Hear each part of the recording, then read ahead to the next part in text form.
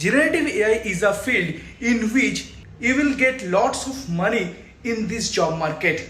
Today I am going to introduce you to one of the data scientists who is actually implementing the techniques of generative AI in his day-to-day life in his company. Let me give you my introduction. My name is Dr. Ayan Devnath and you are watching AD Academy. I am an alumni of IIT Delhi and I have 9+ years of experience in the field of data science, AI, machine learning, deep learning. In this podcast session, we will discuss about generative AI and how it has been actually being used in industry. So let's watch. Welcome, Om. Very warm wishes to you. So it's nice to see you after a long time. Yeah. So hello guys. So let me introduce Om. He is currently data scientist at Deloitte, and he was previously working as software engineer in HSBC. And one more interesting thing about Om is that he is always very passionate about like new technology, and he is working in generative AI. He is studying also, and recently learning many things about the generative AI, and he is implementing those things in real life in Deloitte. So, I think it will be very helpful for all of you to have some understanding of how generative AI is actually being used in industry. So, yeah, over to you, Om. Sure. Hi, and thank you so much for hosting me in your platform. And I'm really privileged coming across you over the years. And this is really I'm really privileged to have all this discussion with you. Thank you so much. Yeah. Okay, same to you. Yeah, okay. So let's begin. Okay. So let's start with the podcast session. So I will ask you the first question, that what is your experience of generative AI? Thank you, Anne. So coming to generative AI, we have like currently I am working on various use cases in the industry based. So one of the currently the use case that our industry is solving is understanding how to implement uh, understanding like using synthetic data. The companies maybe like whichever you take, be it your product based or consulting or service based, all are having data, but they are belong to some third party or first party vendors, and we are not authorized to use data that is being privileged or being given to us on uh, particular contract and use it for our own benefits. So in those cases, the best way to utilize it using synthetic data, and the generation of synthetic data is being done using generative AI. So coming to the generation of synthetic data, so there are many online open source libraries are there. So like DGAN is one of them. And apart from that, we have other use cases like integrating chat GPT with the real world call center projects. And recently there has been some projects done by many startups in the world ecosystem where they're using targeting small businesses using Gen AI, and they're implementing various LLM tools. For example, your Palm, then Vertex AI, then it comes your Azure Bedrock. All this one are helping currently the developers in order to going forward and understand the use cases. Apart from that, one of the most popular thing we are also researching right now is on open interpreter. So writing codes on the basis of your uh, your JUnits will be generated by the LLM model itself. You don't have to worry much about how to write your JUnits, and the developers can more focus on the main code. And apart from that, we recently there's GitHub Copilot, which is coming into the picture. This GitHub Copilot is very good at code generation as well as debugging, and it's also very good at making your documentation, because we as developers, we are so much prone with the deadlines and working with coming to end with our final output and the code generation. We forget to write good quality documentations. So this documentations are being properly been managed, and your detailing is done using generative AI. One of the popular models that have been going around in the market is called Star Coder, and by Google it is called Big Coder. So we are analyzing and finding much more relative tools that will help us in going forward. Right, right. It's good to see like you have so much enriched knowledge in generative AI. So अच्छा, तो generative AI तो अभी बहुत ज़्यादा हम लोग सुन रहे हैं जैसे ChatGPT जब से आया है तो my second question to you is that like what is the history behind the generative AI, like ये generative AI कहाँ से आया? So coming to generative AI, the coined term generative AI has been recently been buzzing, is a popularized, but the concepts that are actually there behind generative AI is very like coming from the previous generation models itself.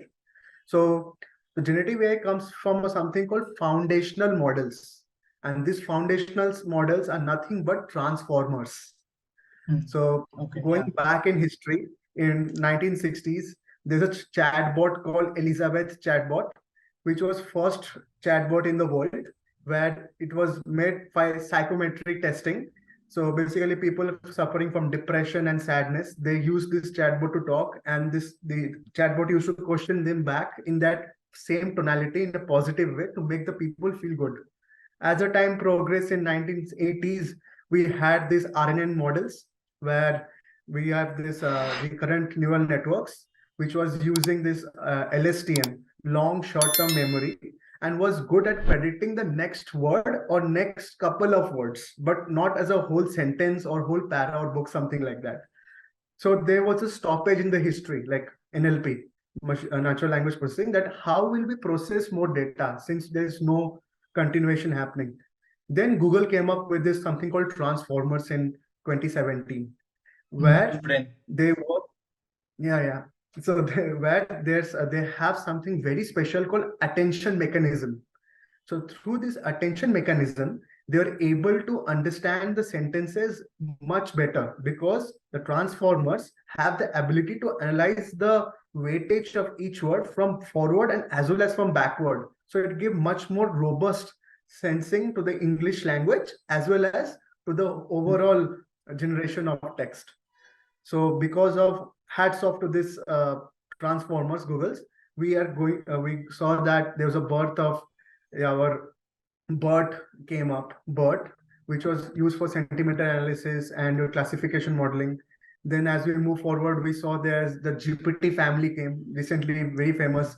Chat GPT is dependent on GPT-3 family. And then there was more different LLMs came. For example, your Megatron, which is a very popular framework from NVIDIA, which used for image processing. And then we had the Google's Vertex AI recently going on in the air, where they're talking about using images. And from also the best part about the BERT, that BERT AI came up from Google, it can process images and even extract text from the images. So all this is possible just from transformers, and from last 5 years, we see a boom in this field. And since the data is also increasing, these models have been trained rigorously and fine-tuned to give better results. Right, right, yeah. It's good to know about the history behind the generative AI. Yeah. So the paper like which came up in 2017, so that attention all you need. So this paper is very good. Like I will put the link of that paper in the description. So जो interested है, they can go through that paper. So मेरा जो मानना है ये paper पूरे NLP का game ही change कर दिया है because of the introduction of the Right. transformer. Yeah. Yes. And It's so called Attention for Everything, the research paper. It's called Attention for yeah. Everything. Yeah, I think it's Attention All You Need is the name of the All paper. attention on unit. Correct. Yes. Yes. Yes. Yeah, yeah. Okay. So one more question to you. So how do you think that generative AI is taking over the world? Like right So now the there is generative. ChatGPT, which is very well known. But apart from ChatGPT, like Adobe Firefly and other things are there. So what is your take on Right. these things? Like how generative AI is taking over the world? So currently, if we see the generative AI is in a very nominal space because we see that we are not able to put that have these models back in our laptops like local system since they are having huge amount of GPU requirement and huge amount of data requirement in order to understand our prompts and come up with final output. So there's a lot of this local setup installation issue is around, as well as a scaling issue is also around, because if we remember back in when the chat GPT actually started around 3 to 4 months back, when everyone tried to go to the server, there was a server breakdown happening. Like everyone was not able to get into the server. Yes, yes. So because of this, there's scaling issues around, and people are also talking about multi LLM. So like output from one LLM will go into the output of another LLM. So this multi-line LLM chaining of LLMs, this also is in progress right now. People are researching on it. Google is also coming up with something called forward algorithm to make these LLM models better. And apart from that, coming how the LLMs models and this generative AI is taking over the world. So basically, we see that in the field of content creation, like where people used to spend hours and even days to make good quality content after so much of research, the research timing has been drastically reduced because of use of generative AI. And right now, there are a lot of plugins are also available with ChatGPT. People are using those plugins to even extract details from videos like YouTube and even easily read through documents. There's a popular like website called PDF askmepdf.com. So this where you can paste your book or your any of your brochures, anything, and you can ask the LLM model what is the any questions you have. Suppose you are attending any TEDx event, so you want to know the speakers and about the background. So you can just type over there like I want to know about the speaker's background, and the LLM model will actually pull it from online and tell you know what's the background about the speaker. So these all things are coming up. Apart from that, like there's one more thing called open interpreter. So the world of coders, where we spend a lot of time in order to write good quality code. So code optimization techniques, then your JUnits, handling JUnits, then how to bug the code to make it more robust, and even make the code much cleaner by using documentations, putting the documentation and comments over there. So all these features are coming up for the developers support. And nowadays it has been seen that even the Google search engine, like around there's a decrease in the number of search because of the boom of ChatGPT. So more people are going and searching over there in ChatGPT, and because of the quality of prompts that people are coming up with, there are better chances that even good quality emails will be written by ChatGPT himself. And they also work very well as a social media managers, because making content is one, and how to make consistent content everyday basis, that also can be handled by ChatGPT. And there's something called tonality in ChatGPT.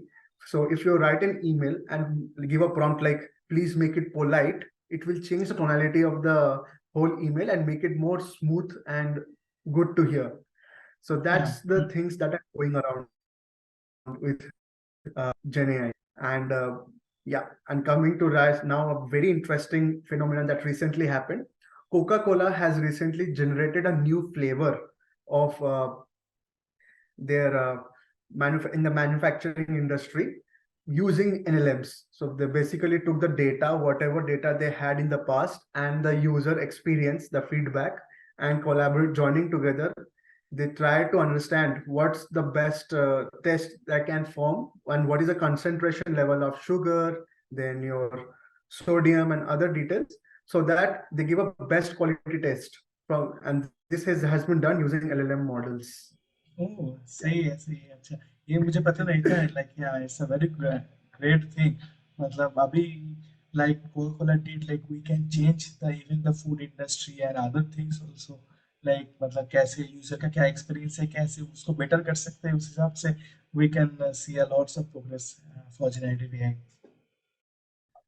या Okay, fine. And अभी और एक चीज है मतलब I think many of my audience like most of them are students and some professionals like who are already in some industry and they want to upgrade themselves.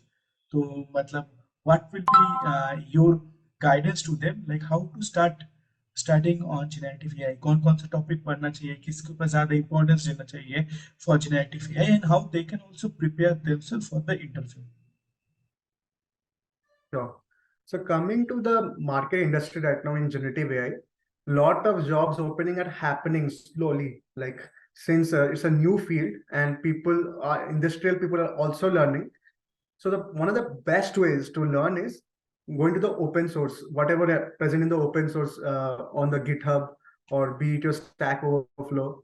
And one of the things that I suggest to people to go through is there's a deeplearning.ai, where they have short courses on how to use chat gpt in an everyday basis more, and they have prompt engineering lessons as well as how to be more efficient with vertex ai.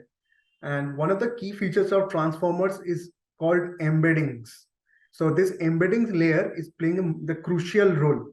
And so there are good quality documentations are available. So go through that and also try some handout on Vertex AI, because it's very user friendly, and you can easily get the access to GCP with paying around only 1 rupee, or and that you will get a free account for 1 month. So you can try that. And there's Yeah, also okay. something. Just interrupting you.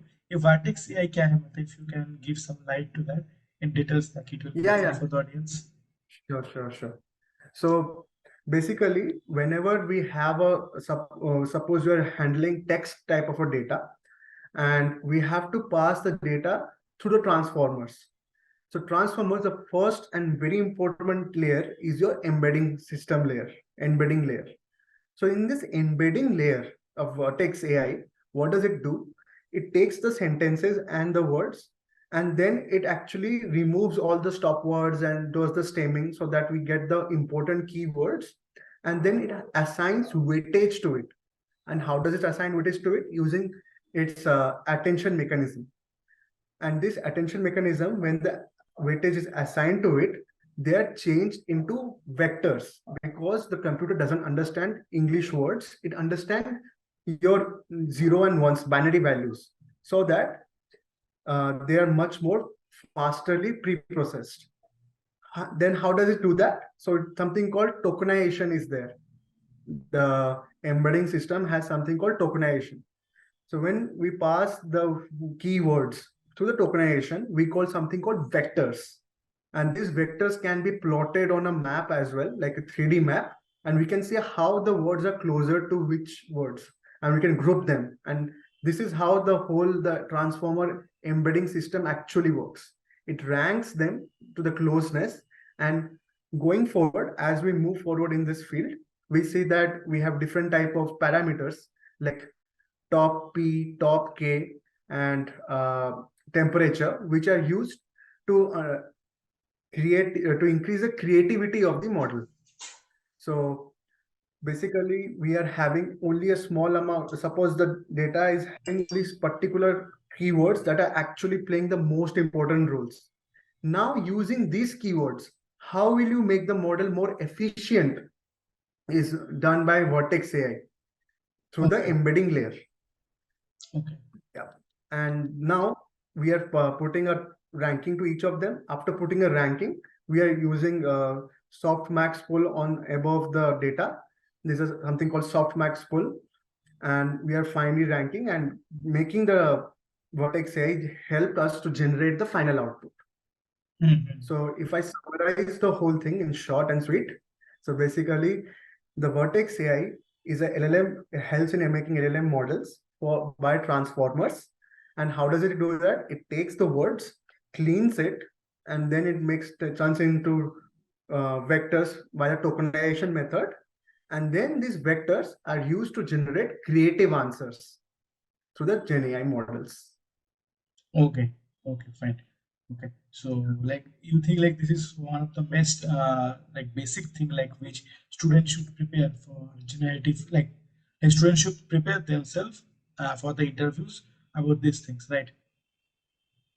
Yes. So basically, these are the small basics of transformers. If these concepts are quite clear to you, then people will be more willing to take you into the account.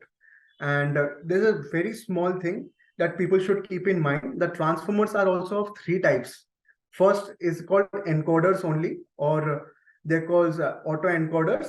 Then second comes your sequence to sequence models, which have both the encoder and decoder part. And third is your decoder only model, which called auto Auto-regressive. aggressive model. Yes. So these three are the models.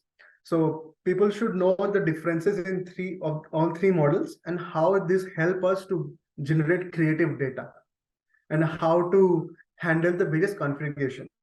Now, if you really want to understand and learn clearly about it, there are various courses outside available on the online. So open source, as I say, I also started from there. So there is something called deeplearning.ai. So you can go and check out their courses. And the main course is really good. Apart from that, they have recently started something called short courses, like around 1 or 2 hours. And these are having immense amount of information, how to pre-process the data, how to use ChatGPT efficiently on a day-to-day basis.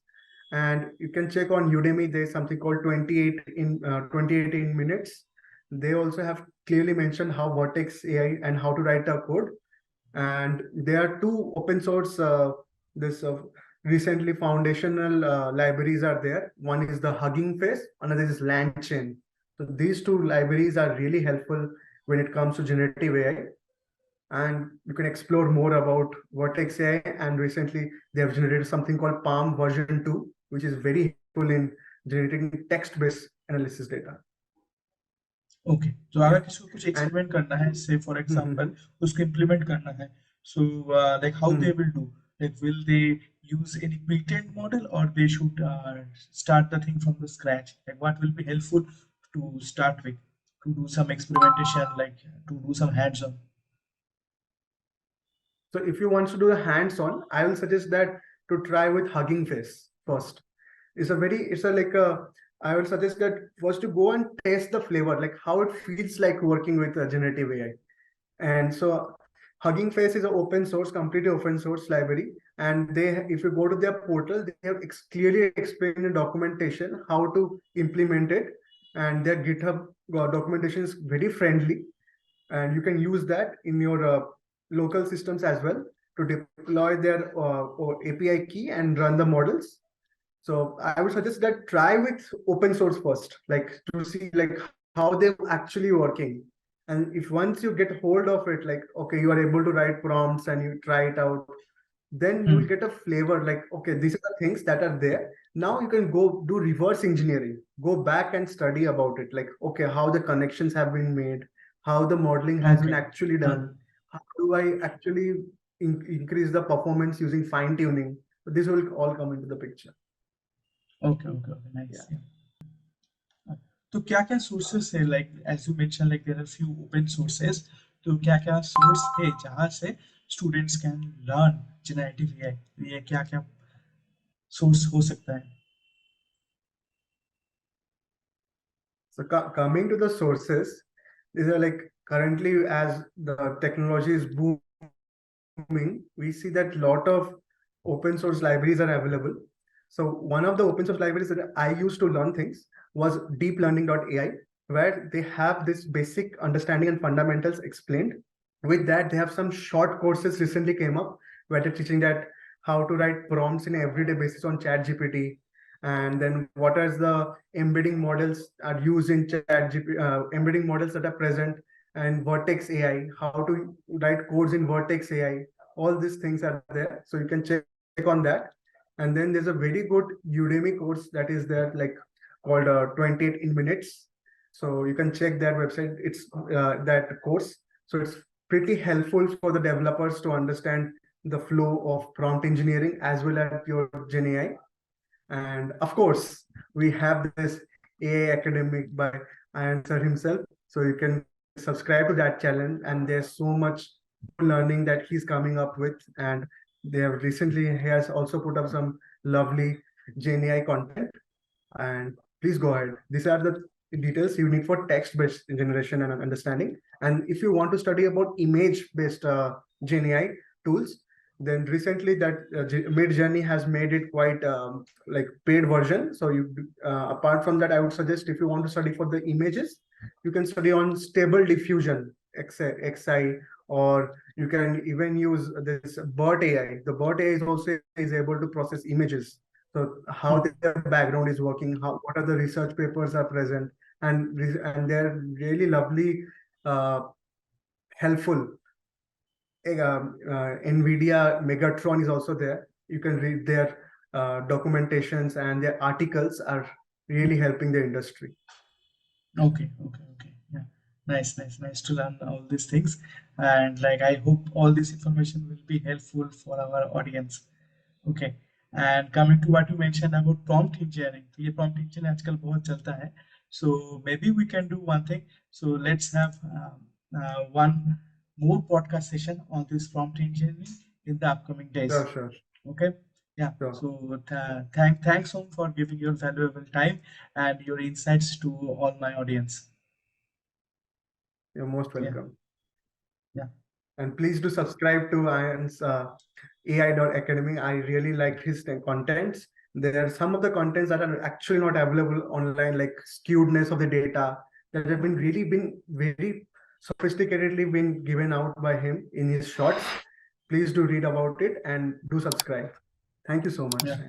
for having me. Yeah. Thanks a lot.